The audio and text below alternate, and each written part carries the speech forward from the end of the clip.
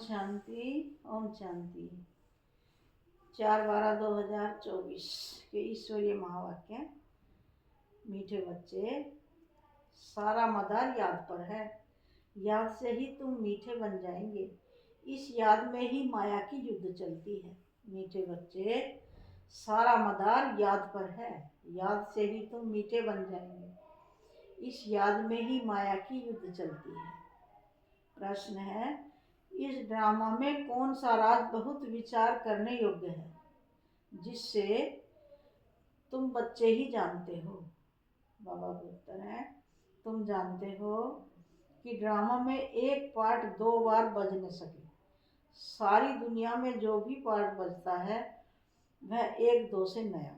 तुम विचार करते हो कि सतयुग से लेकर अब तक कैसे दिन बदल जाते हैं, सारी एक्टिविटी बदल जाती है। आत्मा में 5000 वर्ष की एक्टिविटी का रिकॉर्ड भरा हुआ है, जो कभी बदल नहीं सकता। यह छोटी सी बात तुम बच्चों के सिवाय और किसी की बुद्धि में नहीं आ सकती। ओम शांति। रूहानी बाप रूहानी बच्चों से पूछते हैं, मीठे मीठे बच्चे, तुम अपना भविष्य का पुरुषोत्तम मुख, पुरुषोत्तम चौला देखते हो? यह पुरुषोत्तम संगम युग है ना? तुम फील करते हो कि हम फिर नई दुनिया सतयुग में इनकी वंशावली में जाएंगे, जिसको सुखधाम कहा जाता है। वहाँ के लिए ही तुम अभी पुरुषोत्तम बन रहे हो। बैठे बैठे यह विचार आना चाहिए। स्टूडेंट जब पढ़ते हैं तो उनकी बुद्धि में यह जरूर रहता है, कल हम यह बनेंगे। वैसे तुम भी जब यहाँ बैठते हो तो भी जानते हो कि हम विष्णु की डिनास्टी में जाएंगे। तुम्हारी बुद्धि अब अलौकिक है और किसी मनुष्य की बुद्धि में यह बातें रमण नहीं करती होंगी। यह कोई कॉमन सत्संग नहीं है। यहाँ बैठे हो, समझते हो, सत बाबा जिसको शिव कहते हैं, हम उनके संग में बैठे हैं। शिव बाबा ही रचयिता है, वही इस रचना के आदि मध्य अंत को जानते हैं, वही यह नॉलेज देते हैं, जैसे कल की बात सुनाते हैं। यहाँ बैठे हो, यह तो याद होगा ना, हम आए हैं रिजवेंट होने, अर्थात यह शरीर बदल दैवी शरीर लेने। आत्मा कहती है, हमारा यह तमो प्रधान पुराना शरीर है, इसको बदलकर ऐसा शरीर लेना है नया। कितनी सहज एम ऑब्जेक्ट है। पढ़ाने वाला टीचर जरूर पढ़ने वाले स्टूडेंट से होशियार होगा ना। पढ़ाते हैं, अच्छे कर्म भी सिखलाते हैं। अभी तुम समझते हो हमको ऊंच तमुच भगवान पढ़ाते हैं तो जरूर देवी देवता ही बनाएंगे। यह पढ़ाई है ही नई दुनिया के लिए, और किसको नई दुनिया का जरा भी पता नहीं है। यह लक्ष्मी नारायण नई दुनिया के मालिक थे। देवी देवताएं भी तो नंबरवार होंगे ना। सब एक जैसे तो हो भी नहीं सके, क्योंकि राजधानी है ना। यह ख्यालात तुम्हारे चलते रहने चाहिए। हम आत्मा भी पतित से पावन बनने के लिए पावन बाप को याद करते हैं। आत्मा याद करती है अपने स्वीट बाप को। बाप खुद कहते हैं, तुम मुझे याद करेंगे तो पावन सतो प्रधान बन जाएंगे। सारा मदार याद की यात्रा पर है। बाप जरूर पूछेंगे, बच्चे मुझे कितना समय याद करते हो? याद की यात्रा में ही माया की युद्ध चलती है। तुम युद्ध भी समझाते हो। यह यात्रा नहीं जैसे, परंतु जैसे कि लड़ाई है। इसमें भी बहुत खबरदार रहना है। नॉलेज में माया के तूफान आदि की बात नहीं है। बच्चे कहते भी हैं, बाबा हम आपको याद करते हैं, परंतु माया का एक ही तूफान नीचे गिरा देता है। नंबर 1 तूफान है देह अभिमान का, फिर है काम क्रोध लोभ मोह का। बच्चे कहते हैं, बाबा हम बहुत कोशिश करते हैं याद में रहने की, कोई विघ्न न आवे, परंतु फिर भी तूफान आ जाते हैं। आज क्रोध का, कभी लोभ का तूफान आया। बाबा आज हमारी अवस्था बहुत अच्छी रही, कोई भी तूफान सारा दिन नहीं आया, बड़ी खुशी रही। बाप को बड़े प्यार से याद किया, स्नेह के आंसू भी आते रहे। बाप की याद से ही बहुत मीठे बन जाएंगे। यह भी समझते हैं हम माया से हार खाते खाते कहाँ तक आकर पहुँचे हैं, यह कोई समझते थोड़ी है। मनुष्य तो लाखों वर्ष कह देते हैं या परंपरा कह देते हैं। तुम कहेंगे हम फिर से अभी मनुष्य से देवता बन रहे हैं। यह नॉलेज बाप ही आकर देते हैं। विचित्र बाप ही विचित्र नॉलेज देते हैं। विचित्र निराकार को कहा जाता है। निराकार कैसे यह नॉलेज देते हैं, बाप खुद समझाते हैं। मैं कैसे इस तन में आता हूँ ब्रह्मा बाबा के, फिर भी मनुष्य पूछते हैं क्या एक इसी तन में आएगा, परंतु ड्रामा में यही तन निमित्त बनता है, जरा भी चेंज हो नहीं सकती। यह बातें तुम ही समझकर और दूसरों को समझाते हो। आत्मा ही पढ़ती है, आत्मा ही सीखती सिखलाती है। आत्मा मोस्ट वैल्यूएबल है। आत्मा विनाशी है, सिर्फ शरीर खत्म होता है। हम आत्माएं अपने परम पिता परमात्मा से रचता और रचना के आदि मध्य अंत के 84 जन्मों की नॉलेज ले रहे हैं। नॉलेज कौन लेते हैं? हम आत्मा। तुम आत्मा में ही नॉलेजफुल बाप से मूल वतन सूक्ष्म वतन को जाना है। मनुष्य को पता ही नहीं है कि हमें अपने को आत्मा समझना है। मनुष्य तो अपने को शरीर समझ उल्टे लटक पड़े हैं। गायन है आत्मा सतचित आनंद स्वरूप है। परमात्मा की सबसे जास्ती महिमा है। एक बाप की कितनी महिमा है, वही दुख हरता सुख करता है। मच्छर आदि की तो इतनी महिमा नहीं करेंगे कि वह दुख हरता सुख करता ज्ञान का सागर है। नहीं, यह है बाप की महिमा। तुम बच्चे भी मास्टर दुख हरता सुख करता हो। तुम बच्चों को भी ये नॉलेज नहीं थी, जैसे बेबी बुद्धि थे। बच्चे में नॉलेज नहीं होती और कोई अवगुण भी नहीं होता, इसलिए उसे महात्मा कहा जाता है, क्योंकि पवित्र है। जितना छोटा बच्चा उतना नंबर 1 फूल, बिल्कुल ही जैसे कर्मातीत अवस्था है। कर्म कर्म विकर्म को कुछ भी नहीं जानते हैं, इसलिए वह फूल है। सबको कशिश करते हैं, जैसे एक बाप सभी को कशिश करते हैं। बाप आए ही हैं सभी को कशिश कर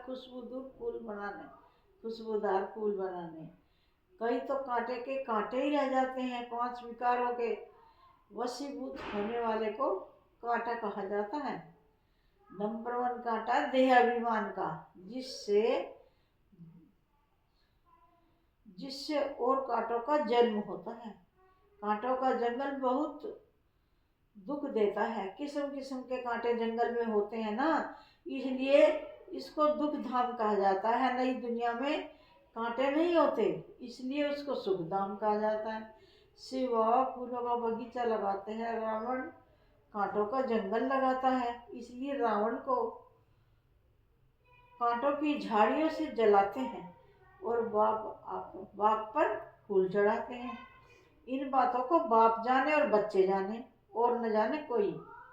तुम बच्चे जानते हो, ड्रामा में एक पार्ट 2 बार बज न सके। बुद्धि में है सारी दुनिया में जो पार्ट बजता है वह 1-2 से नया। तुम विचार करो, सतयुग से लेकर अब तक कैसे दिन बदल जाता है। सारी एक्टिविटी ही बदल जाती है। 5000 वर्ष की एक्टिविटी का रिकॉर्ड आत्मा में भरा हुआ है, वह कभी बदल नहीं सकता। हर आत्मा में अपना अपना पार्ट भरा हुआ है। यह छोटी सी बात भी कोई की बुद्धि में आ न सके। इस ड्रामा के पास्ट, प्रेजेंट और फ्यूचर को तुम जानते हो। यह स्कूल है ना। पवित्र मन बाप को याद करने की पढ़ाई बाप पढ़ाते हैं। यह बातें कभी सोची थी कि बाप आकर ऐसे पतित से पावन बनाने की पढ़ाई पढ़ाएंगे? इस पढ़ाई से ही हम विश्व के मालिक बनेंगे। भक्ति मार्ग के पुस्तक ही अलग है, उसको कभी पढ़ाई नहीं कहा जाता है। ज्ञान के बिना सदगति भी सदगति हो भी कैसे? बाप बिना ज्ञान कहाँ से आए जिससे सदगति हो? सदगति में जब तुम होंगे तब भक्ति करेंगे, नहीं वहाँ है ही अपार सुख, फिर भक्ति किस लिए करें? यह ज्ञान अभी ही तुम्हें मिलता है। सारा ज्ञान आत्मा में भर रहता है। आत्मा कोई का धर्म नहीं होता। आत्मा जब शरीर धारण करती है फिर कहते हैं फलाना इस धर्म का है। आत्मा का धर्म क्या है? एक तो आत्मा बिंदी मिसल है और शांत स्वरूप है, शांति धाम में रहती है। अभी बाप समझाते हैं सभी बच्चों का बाप पर हक है। बच्चे कहते हैं बहुत बहुत बच्चे हैं जो और धर्मों में कन्वर्ट हो गए हैं या फिर निकलकर अपने असली धर्म में आ जाएंगे। जो देवी देवता धर्म छोड़ दूसरे धर्म में गए हैं वह सभी पत्ते लौटकर अपनी जगह पर आ जाएंगे। तुम्हें पहले पहले तो बाप का परिचय देना है। इन बातों में ही सब मुझे हुए हैं। तुम बच्चे समझते हो अभी हमें कौन पढ़ाते हैं? बेहद का बाप। श्री कृष्ण तो देहधारी है, इनको ब्रह्मा बाबा को भी दादा कहेंगे। तुम सब भाई भाई हो ना। फिर है मर्तबे के ऊपर भाई का शरीर कैसा है, बहन का शरीर कैसा है। आत्मा तो एक छोटा सितारा है। इतनी सारी नॉलेज एक छोटे से सितारे में है। सितारा शरीर के बगैर बात भी नहीं कर सकता। सितारे को पार्ट बजाने के लिए इतने ढेर ऑर्गन्स मिले हुए हैं। तुम सितारों की दुनिया ही अलग है। आत्मा यहाँ आकर फिर शरीर धारण करती है। शरीर छोटा बड़ा होता है, आत्मा ही अपने बाप को याद करती है, यह भी जब तक शरीर में है। घर में आत्मा बाप को याद करेगी क्या? नहीं, वहाँ कुछ भी मालूम नहीं पड़ता हम कहाँ हैं। आत्मा और परमात्मा दोनों जब शरीर में है तब आत्मा और परमात्मा का मेला कहा जाता है। बहुत काल बहुकाल कितना समय अलग रहे, याद आता है कितना समय अलग रहे। सेकंड सेकंड बाद 5000 वर्ष बीत गए। अब फिर 1 नंबर से शुरू करना है। एक्यूरेट हिसाब है। अभी तुमसे कोई पूछे इसने कब जन्म लिया था तो तुम एक्यूरेट बता सकते हो। सिर्फ शनि पहले नंबर में जन्म लेता है। शिव का तो कुछ भी मिनट सेकंड नहीं निकाल सकते। श्री कृष्ण के लिए तिथि तारीख मिनट सेकंड निकाल सकते हो। मनुष्य की घड़ी में फर्क पड़ सकता है, शिव बाबा के अवतरण में तो बिल्कुल फर्क नहीं पड़ सकता। पता ही नहीं पड़ता है कब आया। ऐसे भी नहीं साक्षात्कार हुआ तब आया, नहीं, अंदाज लगा सकते हैं। मिनट सेकंड का हिसाब नहीं बता सकते। उनका अवतरण भी अलौकिक है। वह आते ही हैं बेहद की रात के समय। बाकी और जो भी अवतरण आदि होते हैं उनका पता पड़ता है। आत्मा शरीर में प्रवेश करती है, छोटा चोला पहनती है, फिर धीरे धीरे बड़ा होता है। शरीर के साथ आत्मा बाहर आती है। इन सभी बातों को विचार सागर मंथन कर फिर औरों को भी समझाना होता है। कितने ढेर मनुष्य हैं, एक न मिले दूसरे से। कितना बड़ा मंडवा है, जैसे बड़ा हॉल है जिसमें बेहद का नाटक चलता है। तुम बच्चे यहाँ आते हो नर से नारायण बनने के लिए। बाप जो नई सृष्टि रचते हैं उसमें ऊंच पद लेने के लिए। बाकी यह जो पुरानी दुनिया है वह तो विनाश होनी है। बाबा द्वारा नई दुनिया की स्थापना हो रही है। बाबा को फिर पालना भी करनी है जरूर। जब यह शरीर छोड़े तब फिर सतयुग में नया शरीर लेकर पालना करें। उसके पहले इस पुरानी दुनिया का विनाश भी होना है। भंगोर को आग लगेगी, पीछे भारत ही रहेगा, बाकी तो खलास हो जाएंगे। भारत में भी थोड़े बचेंगे। अब मेहनत कर रहे हैं कि विनाश के बाद फिर सजाएं न खाएं। अगर विकर्म विनाश नहीं होंगे तो सजाएं भी खाएंगे और पद भी नहीं मिलेगा। तुमसे जब कोई पूछते हैं तुम किसके पास जाते हो, वो तो बोलो शिव बाबा के पास, जो ब्रह्मा के तन में आया हुआ है। यह ब्रह्मा कोई शिव नहीं है। जितना बाप को जानेंगे तो बाप के साथ प्यार भी रहेगा। बाबा कहते हैं बच्चे तुम और कोई को प्यार नहीं करो, और संग प्यार तोड़ एक संग जोड़ो। जैसे आशिक मासूक होते हैं ना, तो यह भी ऐसे है। 108 सच्चे आशिक बनते हैं, उसमें भी 8 बच्चे, 8 सच्चे सच्चे बनते हैं। 8 की भी माला होती है ना, 9 रत्न गाए हुए हैं, 8 दाने, 9वां बाबा। मुख्य है 8 देवताएं, फिर है 16,108 शहजादे शहजादियों का कुटुंब बनता है त्रेतांत तक। बाबा तो हथेली पर वही दिखलाते हैं। तुम बच्चों को नशा है कि हम तो सृष्टि के मालिक बनते हैं।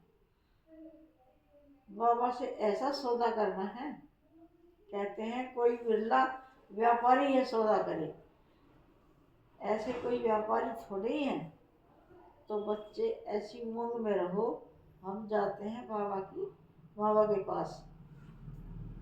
ऊपर वाला बाबा, दुनिया को मालूम नहीं है। वो कहेंगे कि वह तो अंत में आता है। अब वही कलयुग का अंत है, वही गीता महाभारत का समय है।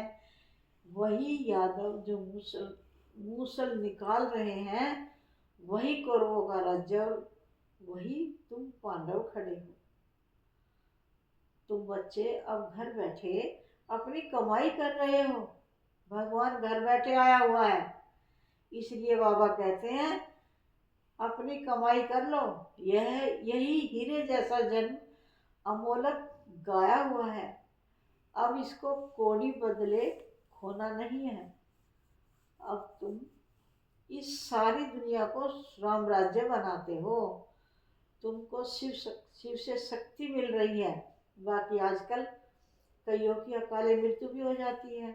बाबा बुद्धि का ताला खोलते हैं और माया बुद्धि का ताला बंद कर देती है।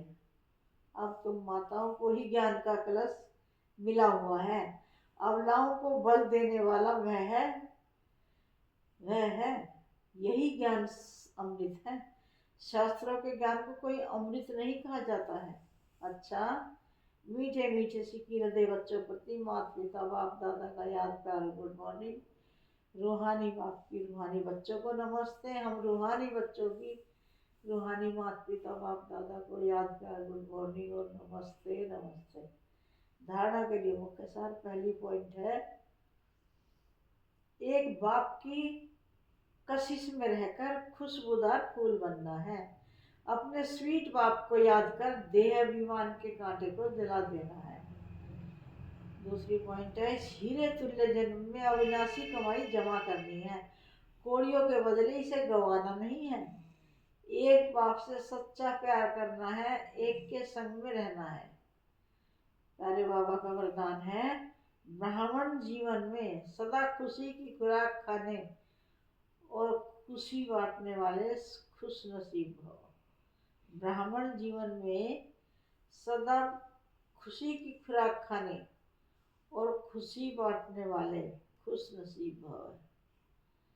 सार है इस दुनिया में आप ब्राह्मणों जैसा खुश नसीब कोई हो नहीं सकता है, क्योंकि इस जीवन में ही आप सबको बाप दादा का दिल तक मिलता है। सदा खुशी की खुराक खाते हो और खुशी बांटते हो। इस समय बेफिक्र बादशाह हो। ऐसी बेफिक्र जीवन सारे कल्प में और किसी भी युग में नहीं है। सतयुग में बेफिक्र होंगे, लेकिन वहाँ ज्ञान नहीं होगा।